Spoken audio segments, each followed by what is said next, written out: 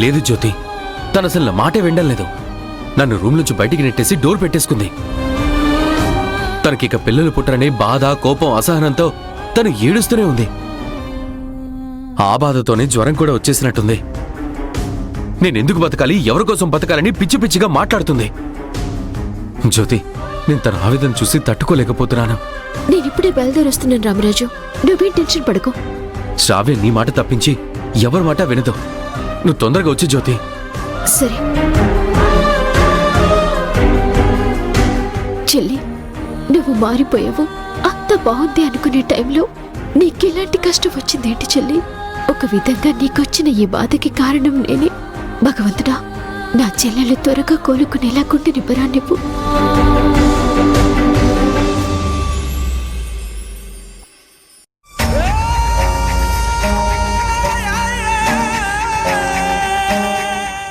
మామూలుగానే జ్యోతి మీద శ్రావ్యకి పగ ఉంది. తన అక్క వల్ల తనకి బిడ్డలు పుట్టే యోగం లేదని తెలిసాక ఆ ద్వేషం ఇంకా పెరిగింది.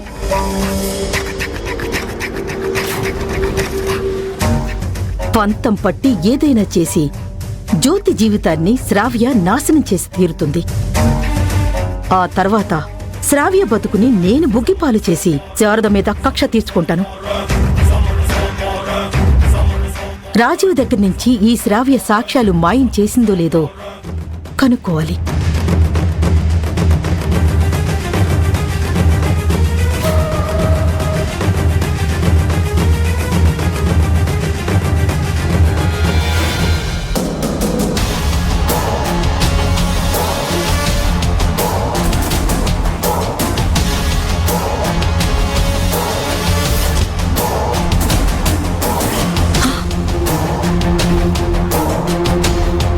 రాజీవ్ ప్రూఫ్స్ ఇచ్చి నా మీద కేసు పెట్టినట్టున్నాడు. నన్ను అరెస్ట్ చేయడానికి పోలీసులు వస్తున్నారు.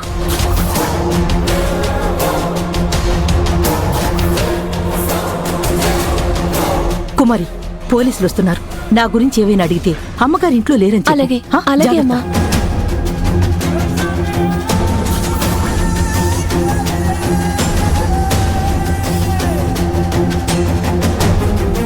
నీలాంబరి గారు, నీలాంబరి గారు, నీలాంబరి గారు, నీలాంబరి గారు.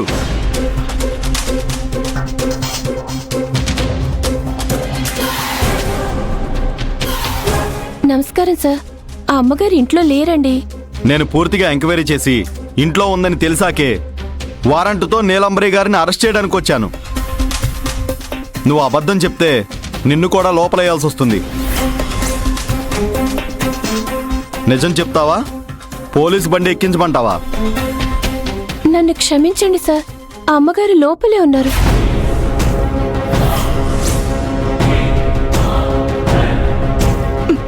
ఇది భయపడి నేనున్నానని చెప్పి చచ్చింది. ఇప్పుడెలా తప్పించుకునేది? నీలాంబరి గారు, మీకు మీరుగా వచ్చి లొంగిపోతే మర్యాదగా ఉంటుంది. మీరు చేసిన నేరాలకు సంబంధించి పూర్తి సాక్ష్యాధారాలు మా దగ్గరున్నాయి. కానిస్టేబుల్స్, వెళ్ళి సెర్చ్ చేయండి.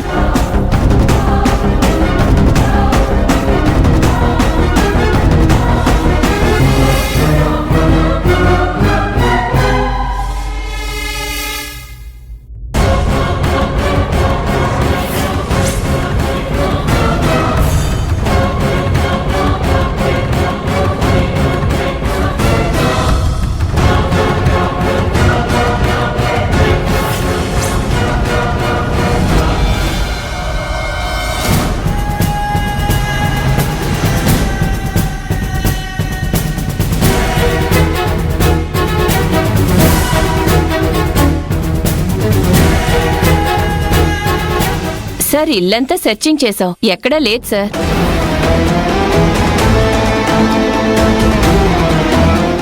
ఇంట్లో అంతా వెతికాం సార్, ఎక్కడ కనిపించలేదు.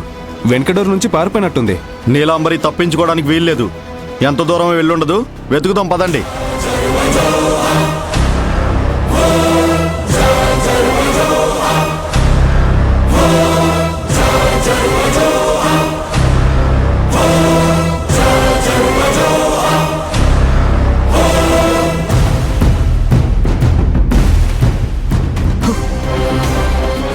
ఈ క్షణంలో అయితే తప్పించుకున్నాను, కానీ ముందు ముందు పోలీసులకు దొరకకుండా ఎలా తప్పించుకోవాలి?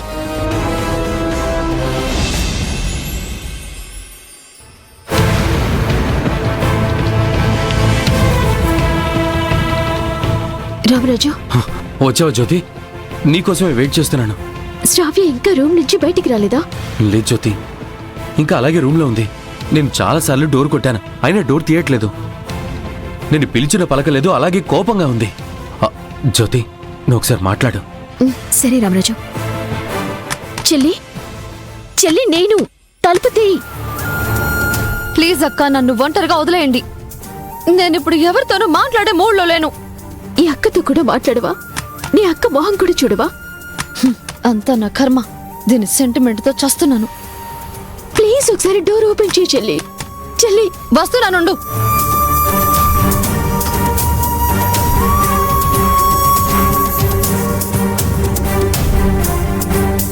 ఏంటి చెల్లి ఇది? ఇంత జ్వరం ఉంటే డాక్టర్కి చూపించుకోకుండా టాబ్లెట్స్ వేసుకోకుండా ఉంటే ఎలా చెప్పు? నాకు అసలు లైఫ్ మీద ఇంట్రెస్ట్ పోయిందక్క. అలా మాట్లాడుకో, నువ్వు కూర్చో. రామరాజు, ఇంట్లో టాబ్లెట్స్ ఏమైనా ఉన్నాయా? శ్రావ్య హాస్పిటల్కి రానంటుందని జ్వరానికి సంబంధించిన టాబ్లెట్స్ డాక్టర్ గారికి ఫోన్ చేసి అడిగి మరీ రెడీగా పెట్టాను. నేను ఇప్పుడే వెళ్ళి తీసుకొస్తాను.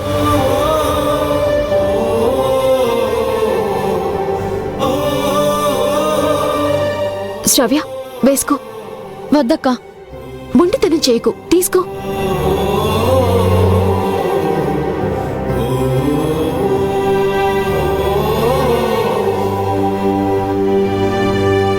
నువ్వులే, పడుకోలే.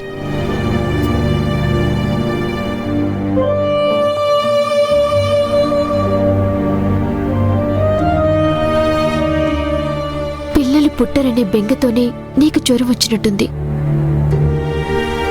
దేవుడు నాకు చాలా పెద్ద శిక్ష వేశాడక్క.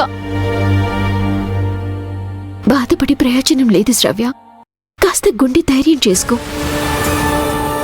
నాకు నేను ఎంత నచ్చ చెప్పుకున్నా నా వల్ల కావడం లేదక్క. ఒకవేళ నేనిప్పుడు మర్చిపోయే ప్రయత్నం చేసినా రేపటి రోజున నువ్వు బావగారు నీకు పుట్టిన బిడ్డని ఎత్తుకుని లాలిస్తుంటే, ఆనందంతో ఆడిస్తుంటే అది చూసినప్పుడల్లా నాకు పిల్లలు పుట్టే యోగం లేదే అనే బాధ నన్ను వెంటాడుతూనే ఉంటుంది. నాకిద్దరు పిల్లలు పుడితే బావుండు. ఒక బిడ్డని నీకిచ్చేదాన్ని. అప్పుడు నువ్వు బాధ మర్చిపోయి సంతోషంగా ఉండేదానివి. ఆ దేవుడు కరుణించి నీ మాట నిజం చేస్తే బావుండు జ్యోతి. తను తల్లి కాలేకపోతున్నానన్న ఆవేదన నుంచి శ్రావ్య కోలుకుంటుంది.